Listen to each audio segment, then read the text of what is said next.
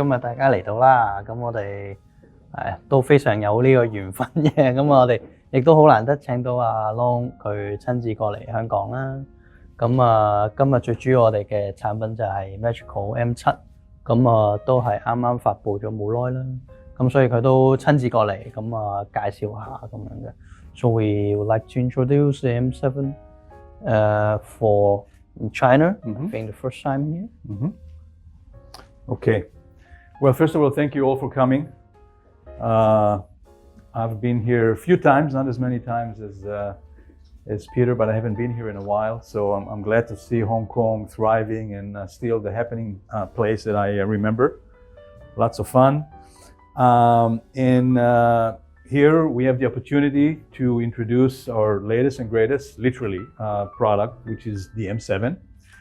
The M7 is the latest generation of the M series that we have been building for the past 10 years almost, I think.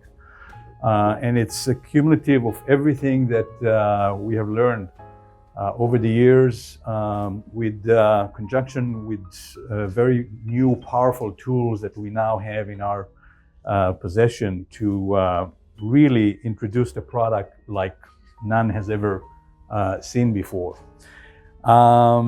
There's a lot of advancement in the product itself, and I can quickly go through them, but it's a lot of information. You can all go online and kind of get deeper into why this speaker is special.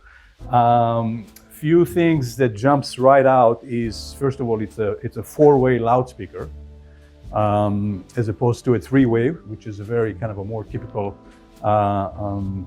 platform for floor standing speaker. Four-way basically means that we have a dedicated mid-bass drivers, which change the equation of the power distribution of the speaker. It has a lot of new things for us as well. For instance, a new 5-inch mid-range, as opposed to what we have used in prior speakers of that type, which was a 6-inch. New cone design with aluminum honeycomb structures that is almost 30% stiffer than the older design and almost a third less heavy, which yields faster, more efficient attack and lower distortion. The structure is similar to the other M's. You have an aluminum structure, skeleton as we call it, where all the fastening of all the coupling is happening with the aluminum, which is then pressed against a carbon skin that helps to damp the structure, also extremely stiff and designed in a constraint layer damping system that helps dissipate the energy inside. Because remember, this is a sealed enclosure, tremendous pressure inside that somehow you have to control and dissipate. So again, I can talk about the M7 forever, but I think what we should do is listen to it a little bit, see if it's even worth talking about, and then if you go away on this summer's day, then you might as well take the sun away. All the birds that flew in the summer sky. The history of Magico. So I've been building speakers for many years before Magico became what Magico is today. Very early on, I think my first speakers I built when I was 14 years old. And of course, I'm an audiophile like most of you, hopefully all of you. So when I first checked that I made some money, I went and I bought my dream speakers. And the journey started, very similar to many others. But very quickly I started to get frustrated with the performance of the loudspeakers that were available. And I start modifying and building things to improve what I bought at the time. And at a certain point, I started building stuff myself from scratch. It was a hobby. I was working full time doing something completely different. Some friends came and heard what I was doing and thought that this is pretty good and interesting. Can I build them one? So I built them speakers.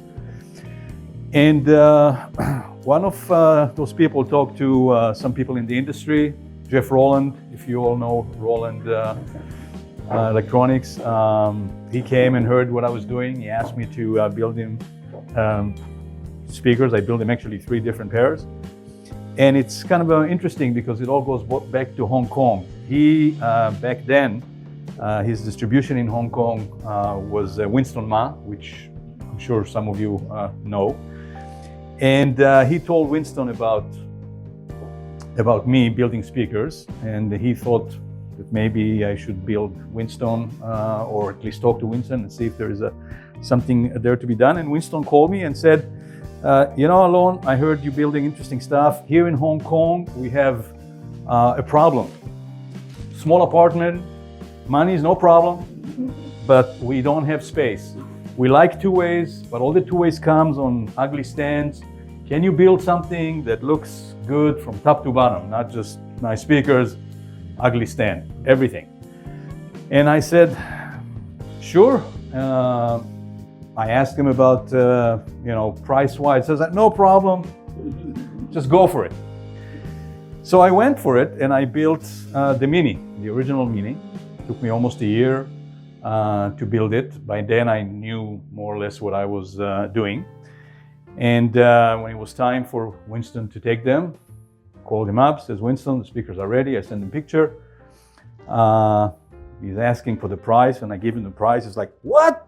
No, this is too expensive. He says, Winston, you told me the money is not an issue. This is how much it's going to cost. I was upset. So I just like, okay, never mind, boom. So I had that magnificent speaker that I built for Hong Kong, but nothing to do with. Jeff Rowland, again, suggested I take it to CES, which I have done myself. I put it in a van, drove to CES, rented a small room, and showed the Mini, and the rest is history. So that's how everything started. Of course, while I was building the Mini, before that I was already building big horns, the Ultimate. I don't know if you guys have seen that. So I was pushing the envelope on what's possible in the arena of loudspeakers. But I always say, this is not something I chose to do. This is almost, it chose me. It was not a plan to become where we are today. If you told me 20 years ago that this is where I'm going to be, I would tell you, crazy, no way. I couldn't really dream that high. But if you do good work, I keep telling this to my kids, just keep it up, keep it up. If it's good, somebody will recognize it. So yeah, that's the short version of the story. And it's kind of interesting that it all, in a way, kind of started here. At least the commercial part of it. So that's the Magico story. Yeah. So yeah, we could go into the Q&A section now. Yeah. So the M7 is using the same diamond tweeters as the M9. So can you explain a little bit more about it, how it's made? The pursuit of the perfect tweeter has always been of a major interest of all loudspeaker manufacturers. Once you understand the principle of what a high frequency transducer should be, you realize what the objectives are, but also what the pitfalls are. A diaphragm in general, especially of high frequencies, needs to be extremely stiff. So the stiffer things are, of course, the sharper they ring. So you don't want that ringing to be part of the frequency response that you're actually listening to. So it's always been a frustration in the market to use metal domes for their stiffness without and trying to get the artifacts of what the stiff material can do out of it. The trick, of course, is to use the stiffer the material is, the higher the resonant frequency gets. So if you push it high enough, and in this particular case, it's almost 60,000 hertz, it doesn't get excited. So it's never part of the music that you're listening to. So what we have here is it's a beryllium tweeter, which is extremely stiff, extremely light. In fact, one of the stiffest material on Earth for its weight. Remember, it's always a question. Yes, diamond is stiffer, but it's also heavier. So it presents a problem for loudspeaker transducers when the diaphragm is heavy. You lose efficiency, it's hard to control, so it introduces other things. So the balance between stiffness, weight, and resonant frequency, how much you can push it up, how you damp it, is critical. And we've been working on this tweeter this is our 5th or 6th generation, almost 10 years. Not only that we use a very unique beryllium diaphragm, we also coat it with diamond coating that extend the stiffness even further with very little added weight. So you get the benefit of the diamond without the weight of it. It's a process that basically evaporates carbon into the structure itself. So the added weight is minimal, but you get another almost 10K of extension to the resonant frequency because it becomes so much stiffer. Very unique tweeter, can play extremely loud without any distortion. The dispersion is phenomenal. I mean, I don't know if you noticed it, but only a few of you are in the middle, but you could still hear a soundstage no matter where you are in the room. You can actually walk around.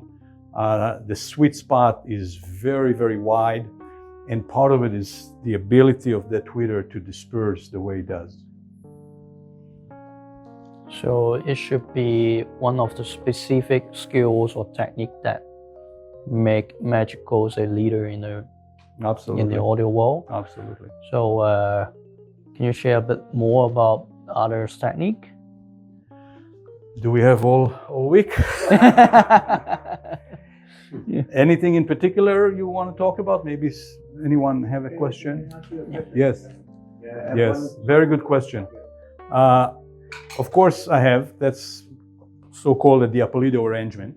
The problem with that is that present acoustical issues, basically com filtering effect, that the drivers, because they're starting to traject from different areas, they start fighting each other. So the whole Diapolito structure is nice to the eyes, but it's not the solution for loudspeaker design. I know a lot of designers do that, but it's not the way. Even Joe Diapolito, which I know personally, told me this was an exercise in school. My speakers are not Diapolito either. So it would have been great if it could have been done, because it's so much nicer when it's symmetrical, but it's not conducive to sound quality. There is one thing you cannot move in the design, and it's the height of the tweeter. It has to be more or less ear level. You cannot angle a tweeter either. Some companies do all these kind of things. The tweeter is like this, it's shooting like that. No, the tweeter has to be parallel to you, and it has to be at ear level. No argument about that. This is all, scientifically engineered supported.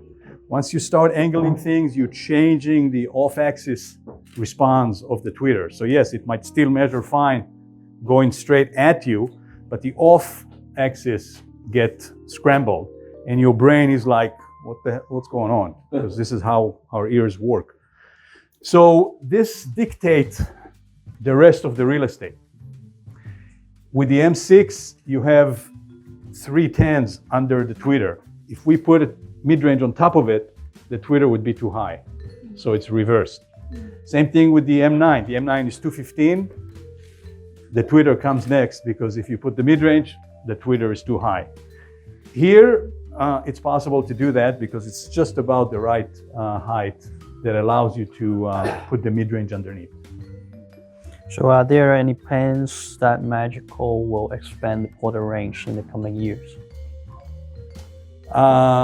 We are always working on something. So rest assured, you'll be busy writing about products from Magico in the years to come. But nothing is going to replace the M7 anytime soon, so no worries. How about active speakers? Active. Do you guys want active speakers? Is that going to work in China and Hong Kong, you think? Well, you'll have to wait and see, I guess. So one of the biggest challenges of loudspeaker designing is measurement. Very similar to the situation I described with the room interaction. In order to measure a loudspeaker properly, you have to get the room away from it. Typically, can these guys maybe stop talking there? Because it's confusing. Just a second. Thank you. When you measure loudspeakers, once the sound wave hits the wall, it comes back and the microphone doesn't know what is it coming from the speaker, is it coming from the wall.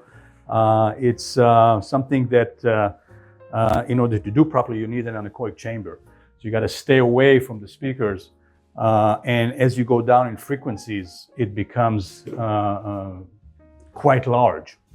But even the largest anechoic chambers out there, you can only get proper measurement down to about 150 hertz. I mean, the US military might have some anechoic chambers that are even bigger than that, but we don't have access to it. And of course, it's very difficult to access a space like that. And it also is a lot of work because if you want to get a good representation of the off-axis response, you have to measure the speakers in many points around it. So maybe 15 years ago, a company in Germany started working on an automated robot system that will measure the speaker in 360 degrees balloon, basically, and by very smart algorithm would give you a really clear picture of how the speaker will behave in a room. It's a very expensive system, and it took us a long time to be able to get to a point where we can actually purchase a system like that. And we have one at the shop, and this is how we design our products now. So we can perform 3,000 points measurement around the speakers. It takes about 24 hours and get a complete pictures of how the speaker reacts in the space. We can then estimate very closely to how it's going to sound in the space. And it took our design level to just new heights. So that's on the measurement side of frequency response. But we also have, because that's another big issue, and it's the way the enclosure behaves. Enclosures are very loud. There's a tremendous amount of pressure inside an enclosure, and if the closure is flexing or making its own sound, it will add to the overall presentation of what you're hearing. So with a laser vibrometer, we are able to actually look at the entire structures and see which points flex more than others, and apply specific tools like bracing or some sort of a damping apparatus to these spots to eliminate the vibration. And that's extremely powerful and viable tool as well, because before you might know that the enclosure is vibrating at a certain frequency, but it would be almost impossible to tell where exactly it is. So you can make it stiffer, apply more braces, etc. But it's not an efficient way to design a product. Now with the vibrometers, we know exactly where to put things. So the design is more efficient, and the results are extraordinary. Between these two tools, the laser vibrometer and the clipper, you can basically do almost anything. 咁啊，而家或者我哋會唔會邀請佢影下相咁啊？可以合照下咁喎。Thank you. 你哋3位不如一齊影相哦。